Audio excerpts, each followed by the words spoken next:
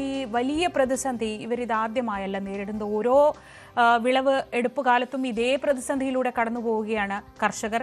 ഇപ്പോൾ ശ്രീ സോണിച്ചൻ പുളിങ്കുന്ന് നെൽകർഷക സമിതിയുടെ പ്രതിനിധിയാണ്. അദ്ദേഹം ടെലിഫോൺ ലൈനിൽ അദ്ദേഹം നേരിട്ട് തത്സമയം നമ്മളോടൊപ്പം ചേരുന്നുണ്ട്. ശ്രീ സോണിച്ചൻ പുളിങ്കുന്ന്, ശരണ്യ ഓരോ വർഷവും അല്ലെങ്കിൽ ഓരോ വിളവെടുപ്പ് സീസണിലും ഇതേ സമാനമായ റിപ്പോർട്ടുകൾ നമുക്ക് നൽകാറുണ്ട്, ഇതേ കാഴ്ചകൾ അവിടെ നിന്ന് കാണാറുണ്ട്.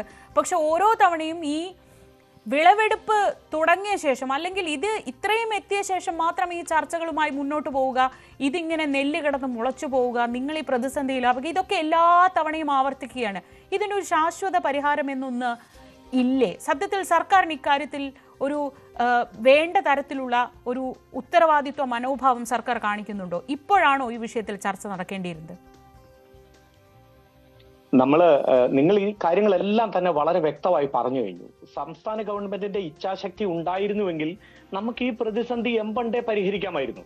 ഇപ്പൊ ഞാൻ ഒരു കാര്യം നിങ്ങളുടെ ശ്രദ്ധയിലേക്ക് കൊണ്ടുവരാൻ, പാലക്കാട് സംഭവിച്ചത് എന്താണ്? സപ്ലൈകോയുടെ നേതൃത്വത്തിലുള്ള നെല്ല് സംഭരണത്തിൽ നിന്ന് മില്ലുകാർ മാറി നിന്നപ്പോൾ അവിടുത്തെ പാവപ്പെട്ട കർഷകരുടെ ദുരവസ്ഥ മുതലാക്കാൻ വേണ്ടി 18 രൂപയ്ക്ക് വരെ നെല്ല് സംഭരിക്കുന്ന ഒരു സാഹചര്യം ഉടലെടുത്തു. സംസ്ഥാന ഗവൺമെന്റ് അതിനെപ്പറ്റി ചോദിച്ചോ? മില്ലുകാരോട് ചോദിച്ചോ? നിങ്ങൾ എന്തുകൊണ്ടാണ് 68 കിലോ ഔട്ട് ആൻഡ് റേഷ്യോ കിട്ടത്തില്ലെന്ന് പറഞ്ഞ അവർ 64.5 കിലോയാണ് സംസ്ഥാന ഗവൺമെന്റ് തയ്യാറായത്, അല്ലെങ്കിൽ അവർക്ക് അതിന്റെ നഷ്ടം നികത്താമെന്ന് പറഞ്ഞ ആ സാഹചര്യത്തിൽ എന്തിനാണ് 10 രൂപ 20 പൈസ വരെ കുറച്ച് കർഷകരിൽ നിന്ന് നെല്ല് സംഭരിച്ചത്? ധാർമ്മികത എന്ന് പറയുന്ന ഒന്നില്ലേ? ഞങ്ങൾക്ക് തരുന്ന വിത്ത് സംസ്ഥാന ഗവൺമെന്റ് ആണ് ഞങ്ങൾക്ക് വിത്ത് തരുന്നത്. അന്ന് മുതൽ സംസ്ഥാന ഗവൺമെന്റിന് അറിയാം, കൃഷി വകുപ്പിന് അറിയാം ഞങ്ങൾ എന്ന് വിതയ്ക്കും, ഞങ്ങൾ എന്ന് കൊയ്യുമെന്ന് സപ്ലൈകോയുടെ വെബ്സൈറ്റിൽ കയറി ഞങ്ങൾ രജിസ്റ്റർ ചെയ്യുന്നുണ്ട്. ഇതിനാവശ്യമായിട്ടുള്ള ഫണ്ടിന്റെ ലഭ്യത ഉറപ്പുവരുത്തേണ്ട ഉത്തരവാദിത്തം ആർക്കാണ്? കർഷകർക്കാണോ? ഇനി ഞാൻ ഒരു കാര്യം നമ്മൾ മനസ്സിലാക്കണം. ഞങ്ങൾക്ക് ശരാശരി 1 ഏക്കറിൽ നിന്ന് എല്ലാ സാഹചര്യങ്ങളും അനുകൂലമാണെങ്കിൽ 20 കിൻഡൽ നെല്ലാണ് ഞങ്ങൾക്ക് കിട്ടുന്നത്. കഴിഞ്ഞ പ്രാവശ്യത്തെ വില എന്ന് പറയുന്നത് 2820 രൂപയാണ്. ഈ 2820 രൂപയ്ക്ക് 20 കിലോ നെല്ലിന് 56,400 രൂപയാണ് ഞങ്ങൾക്ക് കിട്ടുന്നത്. 50,000 രൂപ വരെ ഞങ്ങൾക്ക് അതിന്റെ ഉൽപാദന ചെലവ് വരുന്നുണ്ട്. ബാക്കി ഞങ്ങൾക്ക് കിട്ടുന്നത് എത്രയാണ്? 6,400 രൂപ. ഈ 6,400 രൂപ എന്ന് പറയുന്നത് ശരാശരി ഒരു ദിവസം ഞങ്ങൾക്ക് 17.37 രൂപ മാത്രമേ ഉള്ളൂ. ഈ 17 രൂപ കൊണ്ട് ഞങ്ങൾ ഒരു വർഷം എങ്ങനെ 1 ഏക്കർ കൃഷി ചെയ്യുന്ന ഒരാൾ കഴിയും? പോട്ടെ, 5 ഏക്കർ വരികയാണ് നാമമാത്ര കർഷകർ എന്ന് പറയുന്നത്. 5 ഏക്കറിൽ നിന്ന് ഞങ്ങൾക്ക് ആകപ്പാടെ കിട്ടുന്ന 87.67 രൂപയാണ് ഒരു ദിവസത്തെ ചെലവിന്. ഇന്നത്തെ പത്രത്തിൽ കിടപ്പുണ്ട്, സംസ്ഥാന ഗവൺമെന്റ് സംസ്ഥാനം അതിദാരിദ്ര്യ മുക്തമാണെന്ന് പ്രഖ്യാപിക്കാനായിട്ടുള്ള തയ്യാറെടുപ്പിലാണ്. വളരെ നല്ലതാണ്. അതിൽ പറയുന്ന ഒരു കാര്യമുണ്ട്, 180 രൂപയിൽ താഴെ വരുമാനമുള്ളവർ അതിദാരിദ്ര്യരാണ്, ദരിദ്രരാണ്. ഞങ്ങൾ നെൽ കർഷകരായതുകൊണ്ട് തന്നെ ഞങ്ങൾ ജന്മികളാണ്. ഞങ്ങളുടെ കാർഡിന്റെ കളർ വെള്ളക്കാർഡാണ് ഒട്ടുമുക്കാലും ആളുകളുടെയും. ഞങ്ങൾക്ക് സൗജന്യ റേഷൻ പോലും കിട്ടത്തില്ല. അപ്പൊ ആ നിലയിൽ പോലും ഞങ്ങൾക്ക് ജീവിക്കാൻ പറ്റത്തില്ല. പറഞ്ഞു വരുന്ന മറ്റൊന്നുമല്ല, ഈ കഴിഞ്ഞ സീസണിൽ നെൽ കർഷകര് സപ്ലൈകോയ്ക്ക് കൊടുത്ത അളവ് പരിശോധിച്ചാൽ 5.8 ലക്ഷം മെട്രിക് ടണ്ണാണ്. എന്ന് പറഞ്ഞാൽ 2,06,879 കർഷകരുണ്ടായിരുന്നു. ഈ 100% കർഷകരും അതിദരിദ്രരാണ് ഈ കണക്കുകൾ പരിശോധിച്ചാൽ. അപ്പൊ ഞങ്ങൾ ഇവിടെ വേണ്ട എന്ന് ബഹുമാനപ്പെട്ട സാംസ്കാരിക വകുപ്പ് മന്ത്രി പറഞ്ഞത് ഒരുപക്ഷെ ഇങ്ങനെയുള്ള പ്രഖ്യാപനങ്ങൾക്ക് വേണ്ടിയിട്ടാണോ എന്ന് ഞങ്ങൾ സംശയിച്ചാൽ ഞങ്ങളെ കുറ്റം പറയാൻ പറ്റുമോ? ഞങ്ങൾ എന്ത് തെറ്റാ ചെയ്തേ? ഇവിടെ ബഹുമാനപ്പെട്ട സാംസ്കാരിക വകുപ്പ് മന്ത്രി ഒരിക്കൽ റിസൈൻ ചെയ്യുന്നതിനേക്കാൾ മുന്നേ ചെങ്ങന്നൂർ റൈസ് പാർക്ക് ഇവിടെ ഓൾറെഡി പുള്ളിക്കാരത്തി പറഞ്ഞു കഴിഞ്ഞു, അതിന്റെ ഉദ്ഘാടനം വരെ നിശ്ചയിച്ചതാണ്. തകഴിയിലെ റൈസ് മില്ലിന്റെ കാര്യം എന്തായി? ഇവിടെ മറ്റ് പദ്ധതികൾക്കെല്ലാം വാരിക്കോരി ചെലവഴിക്കാൻ സംസ്ഥാന ഗവൺമെന്റിന്റെ പണമുണ്ടെങ്കിൽ ഈ മില്ലുകാരുടെ സമ്മർദ്ദത്തിന് വഴങ്ങാനായിട്ട് അവർ നിന്നുകൊടുക്കുന്നത് മറ്റു പല താല്പര്യങ്ങളും അവിടെയാണ് ഏറ്റവും പ്രധാനപ്പെട്ട പോയിന്റ് ഉള്ളത്. അതായത് ഓരോ തവണയും ഇങ്ങനെ ഈ മില്ലുടമകളുടെ സമ്മർദ്ദം ഉണ്ടാവുന്നു, ഈ സമ്മർദ്ദത്തിന് വഴങ്ങി നിങ്ങൾ ഈ കുറഞ്ഞ വിലയ്ക്ക് നെല്ല് കൊടുക്കാൻ നിർബന്ധിതരാകുന്നു. ഇപ്പോൾ പാലക്കാട്ടെ കാര്യം പറഞ്ഞതുപോലെ 90% വിളവെടുപ്പും പൂർത്തിയായി. അവരുടെ മുന്നിൽ വേറെ വഴിയില്ല. മഴ ഇങ്ങനെ എപ്പോ പെയ്യും എപ്പോ പോവും എന്നൊന്നും പറയാൻ പറ്റില്ല. ആ സാഹചര്യത്തിൽ കിട്ടുന്ന വിലയ്ക്ക് നെല്ല് കൊടുത്ത് ഒഴിവാക്കുകയാണ്. അത് സത്യത്തിൽ അതിന് പിന്നിൽ എന്തെങ്കിലും ആസൂത്രിതമായ നീക്കമുണ്ടോ? ഓരോ തവണയും ഇതേ സമ്മർദ്ദം, ഇതേ സീൻ, ഇതേ പ്രശ്നങ്ങൾ, അവസാനം നിങ്ങൾ കിട്ടുന്ന വിലയ്ക്ക് നെല്ല് കൊടുത്ത് ഒഴിവാക്കുന്നു. ഇതിങ്ങനെ തുടങ്ങുന്നത് സപ്ലൈകോ കലണ്ടർ പ്രകാരം സെപ്റ്റംബർ 1 നെല്ലെടുത്ത് തുടങ്ങണം. കേന്ദ്രത്തിൻ്റെതാണെങ്കിൽ അത് ഒക്ടോബർ 1 തുടങ്ങണം. ഇതിപ്പോ ഇന്ന് ഒക്ടോബർ 31 ആയി. അല്ലെ, ഇതിൻ്റെ അകത്ത് നമ്മള് മറ്റൊരു വസ്തുത കൂടിയുണ്ട്. നമ്മൾ പലപ്പോഴും കാണുന്ന ബ്ലെയിം ഗെയിമാണ്.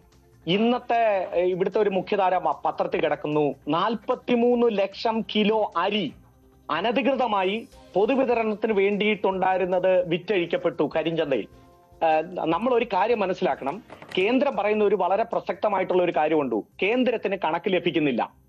കേരളം പറയുന്നുണ്ട് കണക്ക് കൊടുക്കുന്നുണ്ട്.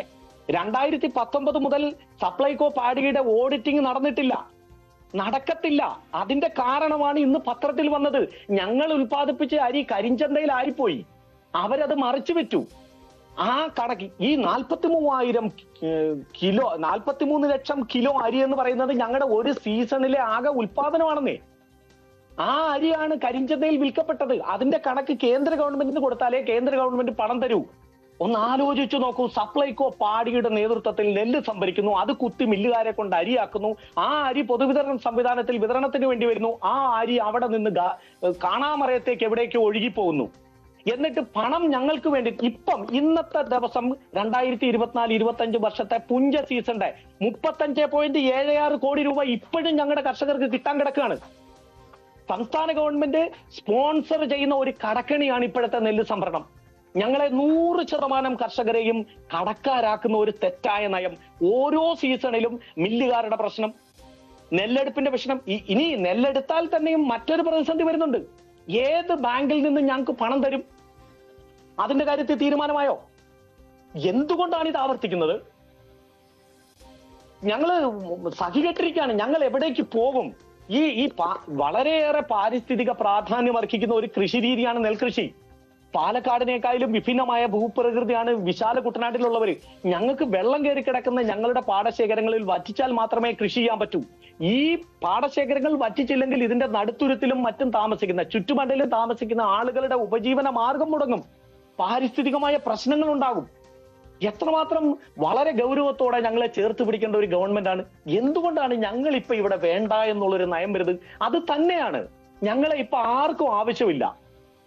അത് വളരെ വളരെ ഇവിടുത്തെ എനിക്കൊരു സങ്കടമുള്ളൂ. ഇവിടുത്തെ സാംസ്കാരിക നായകന്മാരായിട്ടുള്ള ആളുകളും അരിയാഹാരം തന്നെ അല്ലേ കഴിക്കുന്നത്? ഈ പത്രമാധ്യമങ്ങൾ പുറത്തുവിടുന്ന വിവരങ്ങൾ ഇവരാരും മനസ്സിലാക്കുന്നില്ലേ? ആർക്കെങ്കിലും കോടിക്കണക്കിന് രൂപ മുടക്കി ഓരോരുത്തരെയൊക്കെ സ്വീകരിക്കുന്നുണ്ട്. ചെയ്തോ, കുഴപ്പമില്ല. ഞങ്ങൾ എന്ത് ചെയ്യും? ഞങ്ങൾ മറ്റെന്ത് ചെയ്യും? ഈ അരി നെല്ല് ഉൽപ്പാദിപ്പിച്ചിട്ട് സംഭരിക്കാൻ ആളില്ലാതെ, സംഭരിച്ചാൽ വിലയില്ലാതെ ഈ കടക്കണിയിലേക്ക് ആക്കി ഞങ്ങളെ മുഴുവൻ ആത്മഹത്യയിലേക്ക് തള്ളിവിടുന്ന, ഇവിടെ ഒരു കാര്യം കൂടെ ഞാൻ സൂചിപ്പിക്കാണ്. അതിദാരിദ്ര്യമുക്ത കേരളം എന്ന് പ്രഖ്യാപിക്കുന്നതിനേക്കാൾ നല്ലത് നെൽ കർഷക മുക്ത കേരളം എന്ന് പ്രഖ്യാപിക്കുന്നതാണ്. ആ നയത്തിലേക്കാണ് സംസ്ഥാന ഗവൺമെന്റ് പോകുന്നത്. ഇത് തീർത്തും പ്രതിഷേധാർഹമാണ്. ഈ വരാൻ പോകുന്ന തെരഞ്ഞെടുപ്പുകൾ ഇതെല്ലാം പ്രതിഫലിക്കും. ശ്രീ സോണിച്ചൻ, ഞാൻ മടങ്ങിയെത്താം.